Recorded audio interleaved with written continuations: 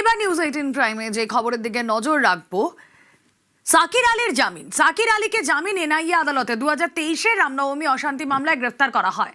প্রাক্তন তৃণমূল সাংসদ অপরূপা পোদ্দারের স্বামী সাকির আলী গত মঙ্গলবার গ্রেফতার করা হয় তাকে, এবং তার জামিন হলো।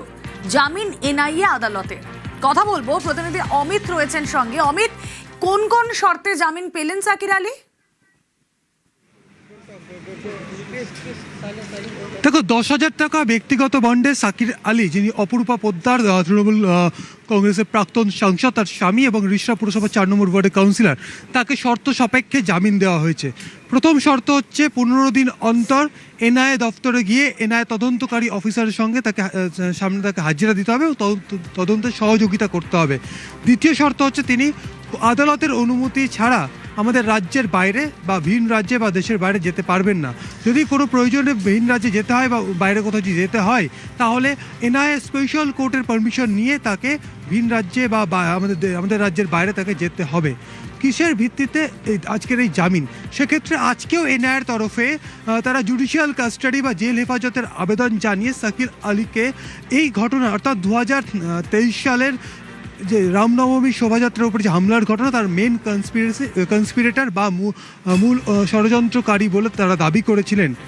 অন্যদিকে সাকির আলীর তরফে যিনি আইনজীবী ফাজিল আহমেদ, তিনি স্পষ্টত আদালতে জানান 3 বছর আগের মামলা, এখনো পর্যন্ত চার্জশিট ফাইল করা হয়নি এনআইএর তরফে। এমনকি এই মামলাতে রাজ্য পুলিশ যাদেরকে গ্রেপ্তার করেছিলেন তারাও জামিনে মুক্ত, এবং এনআইএ যাদেরকে কাস্টাডি নিয়েছিল বা এনআইএ তদন্ত করতে গিয়ে যাদেরকে গ্রেপ্তার করেছিলেন তারাও এই মুহূর্তে জামিনে মুক্ত রয়েছে। এবং যতবার এই সাকির আলীকে ডাকা হয়েছে এনআইএ দফতর, তিনি হাজিরা দিয়েছেন এবং তিনি তদন্তে সহযোগিতা করেছেন, এবং তিনি অসুস্থ এবং তার ক্যান্সার সাসপেক্ট করা হচ্ছে এমনটা কিন্তু আদালতের কাছে সওয়াল করার সময় তার আইনজীবী কিন্তু দাবি করেন। এই সমস্ত মেরিটের ভিত্তিতে শর্ত সাপেক্ষে জামিন মঞ্জুর করেছে আদালত, এমনটা আদালত সূত্রে খবর। তোমাকে জানিয়ে রাখবো, আজকে পুরো বিষয়টি কিন্তু ইন ক্যামেরা বা রুদ্ধদ্বার কক্ষে, অর্থাৎ আজকে যে শুনানি, পুরো শুনানিটি রুদ্ধদ্বার কক্ষে হয়েছে। সেক্ষেত্রে আইনজীবী সাকির আলী আইনজীবী যেটা দাবি করছেন আমাদের সংবাদ মাধ্যমের কাছে, যে তিনি স্পষ্টত বলছেন যে মেরিটের ভিত্তিতে আজকে আদালত সাকির আলীকে শর্ত সাপেক্ষে জামিন মঞ্জুর করেছে। ওকে,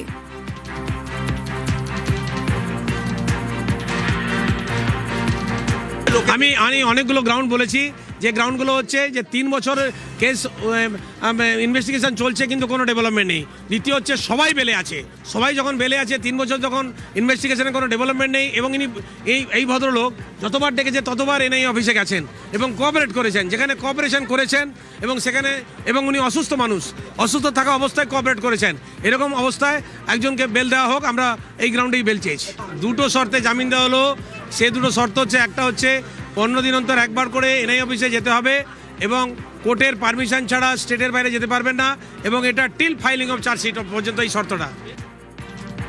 একটা কাউন্সিলর যদি কোথাও যদি বাড়িতে বসে থাকে, তার জন্য কনস্পিরেটর প্রমাণ করা যায় না, কিন্তু প্রমাণ করতে গেলে তার অ্যাক্টিভ রোল হতে হবে, তার প্রেজেন্সটা হতে হবে, ওখানে থাকতে হবে, তাকে কাউকে উত্তেজনা কথাবার্তা বলছে দেখাতে হবে, বা সে আগে এই ধরনের কোনো কাজ করার জন্য কোনো উত্তেজিত করেছে লোককে এমন কিছু দেখাতে হবে। কোনো উত্তেজনা করেছে এমন কোনো কিছু দেখাতে পারিনি। কাউন্সিলর এলাকায় থাকবে না কি হবে, কিন্তু কাউন্সিলর কখনো তাকে উস্কেছে একটা লোককে এমন কিছু দেখানো নেই। সেটা লাইসেন্সড একটা কাউন্সিলর, এবং তার ওয়াইফ যেখানে এমপি ছিলেন ওই সময়, তো ওনাদের লাইসেন্সটা, উনি লাইসেন্স ছিল, একাধিক কার্তুজ পাওয়া গিয়েছে, ওই গুলিগুলো লাইসেন্স গুলি, তার পেপারটা আমরা দেখিয়েছি।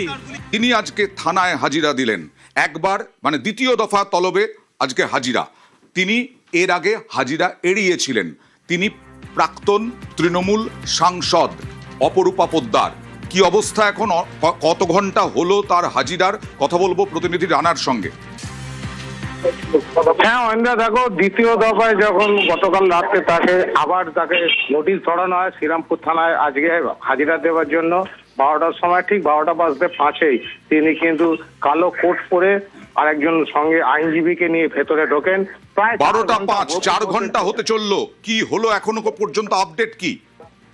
দেখো এখনো পর্যন্ত কিন্তু যেটা জানা যাচ্ছে যে সেই দিন ঘটনার সময় তার কি ভূমিকা ছিল, কেন তিনি উত্তেজিত হয়ে পুলিশকে ঠেলা ধাক্কা দিয়েছেন, তার সাথে দুর্ব্যবহার করেছেন, এই বিষয়গুলো যেমন জিজ্ঞাসা করছে। পাশাপাশি সেই দিন যখন শাকির আলীকে যখন নিয়ে যাওয়া হচ্ছিল, জেনায়ের টিম একদম নিয়ে যাচ্ছিল, রানা, তুমি যেটা সেই বলছো সময় সেটাই একবার দেখানোর চেষ্টা করি। যখন শাকির আলীকে নিয়ে যাওয়া হচ্ছিল তারপরে অপরূপা পোদ্দার পুলিশের গায়ে হাত, দেখুন। দিদি কি বলবেন দিদি? দিদি কি বলবেন দিদি? দিদি কি বলবেন? দিদি কি বলবেন? দিদি কি বলবেন? দিদি কি বলবেন দিদি? দিদি কি বলবেন দিদি? দিদি কি বলবেন? দিদি কি বলবেন? দিদি কি বলবেন? রানা প্রথমবার তলব করা হলো, দ্বিতীয়বার তলব করা হলো, দ্বিতীয়বার তিনি হাজিরা দিলেন। আবার বলছি, আপডেট কিছু পাওয়া যাচ্ছে কিনা রানা? করা হয়েছিল সেই দিন তিনি কিন্তু আসেননি। তিনি সেদিনকে কলকাতা ব্যাংকশাল কোর্টে ঘুরতে গিয়ে দেখা গিয়েছিল। কিন্তু আজকে যখন দ্বিতীয় দফায় যখন পুলিশ তাকে আবার জামিন অযোগ্য দ্বারায় যখন তাকে কেস করেছে, তাকে যখন ডেকে পাঠিয়েছে, তিনি কিন্তু সেই নির্দিষ্ট সময়ের আগেই এসেছেন। তবে এই মুহূর্তে এখনো তাকে জিজ্ঞাসাবাদ চলছে। তার যে প্রশ্ন জায়গায় পুলিশ করছে সেই অনুযায়ী কিন্তু আশানুরূপ কোনো উত্তর উনি দিতে পারছেন না বলে যেটা সূত্র থেকে জানা যাচ্ছে। দেখা যাক কি পদক্ষেপ করে পুলিশ, পরবর্তী পদক্ষেপের দিকে আমাদের নজর থাকবে। আর এবার যে খবরের দিকে নজর রাখবো, শ্রীরামপুর থানায় অপরূপা পোদ্দারের হাজিরার পর থানা থেকে বেরিয়ে অসুস্থ হয়ে পড়ে গেলেন প্রাক্তন তৃণমূল সাংসদ। ছবি দেখুন আপনারা, যেখানে অপরূপা পোদ্দার থানায় গেলেন, হাজিরা দিলেন, থানা থেকে বেরিয়েই অসুস্থ পড়ে গেলেন প্রাক্তন তৃণমূল সাংসদ।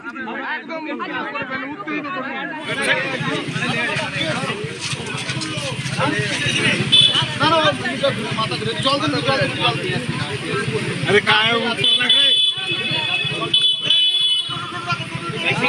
আপনারা একটু ফাঁকা করে দিন রোদ করে দিন সিস্টেমটা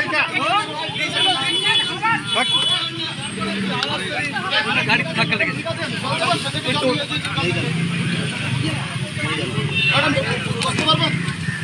মঙ্গলবার পুলিশের গায়ে হাত দেন অপরূপা পোদ্দার, জামিন অযোগ্য ধারায় অভিযোগ দায়ের হয়। আর বুধবার পুলিশে হাজিরা এড়ান তিনি। দ্বিতীয় তলবে আজ হাজিরা দেন, কিন্তু তারপরে বেরিয়ে তিনি অসুস্থ হয়ে পড়ে যান। কথা বলবো, প্রতিনিধি রানা রয়েছেন আমাদের সঙ্গে। রানা, কি হলো অপরূপা পোদ্দার যখন পৌঁছলেন থানায়?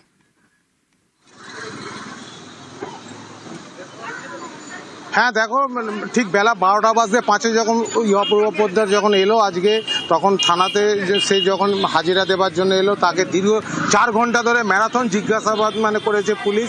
কিন্তু তার থেকে যে সমস্ত প্রশ্নের উত্তরগুলো যেটা পুলিশের পাওয়ার ছিল সেটা কিন্তু উনি সহযোগিতা করেননি বলে যেটা সূত্র হচ্ছে জানা যাচ্ছে। কারণ ওই দিন ঘটনার সময় যে অপূর্বা পোদ্দার যেভাবে পুলিশের সঙ্গে দুর্ব্যবহার করেছেন, মহিলা পুলিশ কর্মীকে হাত দিয়ে ঠেলে সরিয়ে দিয়েছেন, সেই সমস্ত প্রশ্নের যে সদুত্তরটা কিন্তু কেন করেছেন, কি বিষয়টা পুলিশের কাছে কিন্তু সেভাবে তিনি উত্তর দিতে পারেননি। ফলে প্রায় 4 ঘন্টা ধরে তাকে জিজ্ঞাসাবাদ করার পর যখন ওই শ্রীরামপুর থানা থেকে যখন উনি বেরিয়ে যাচ্ছেন, পুলিশ কর্ডন রয়েছে, সেন্ট্রাল ফোর্স কর্ডন দিয়ে যখন মেন গেট দিয়ে বার করছেন, ঠিক গেটের সামনেই উনি মাথা ঘুরে পড়ে যান। সাংবাদিকরা যখন তাকে জিজ্ঞাসা করতে যান যে সেদিনকার ঘটনায় আপনি এই ব্যবহারটা করেছেন কেন পুলিশের সাথে, কিন্তু তিনি কোনো উত্তর না দিয়ে যখন উনি একটি বাইকে উঠতে যাচ্ছিলেন সেই সময় মাথা ঘুরে পড়ে যান। তারপরেই তাকে টোটো করে শ্রীরামপুর ওয়ালস হাসপাতালে নিয়ে যাওয়া হয়েছে। তবে পুলিশ সূত্র কিন্তু জানা যাচ্ছে যে পরবর্তীকালেও আবার তাকে কিন্তু প্রশ্নের জন্য তাকে আবার হাজিরা দিতে আসতে হতে পারে শ্রীরামপুর থানায়। অপরূপা পোদ্দার শ্রীরামপুর থানায় তিনি হাজিরা দিলেন। প্রথমবার তিনি হাজিরা এড়িয়েছেন, তারপর দ্বিতীয় হাজিরায় তিনি উপস্থিত থাকলেও থানা থেকে বেরিয়েই তিনি অসুস্থ হয়ে পড়েন।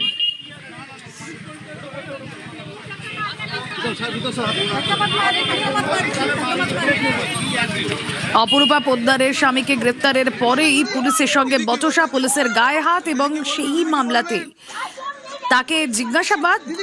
তিনি থানায় আসে না, যা থানা থেকে বেরিয়ে অসুস্থ হয়ে পড়লেন।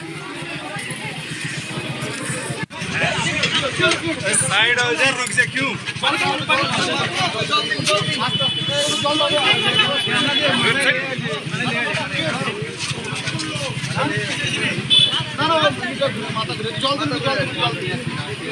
अरे काय ऊपर लग रहा है?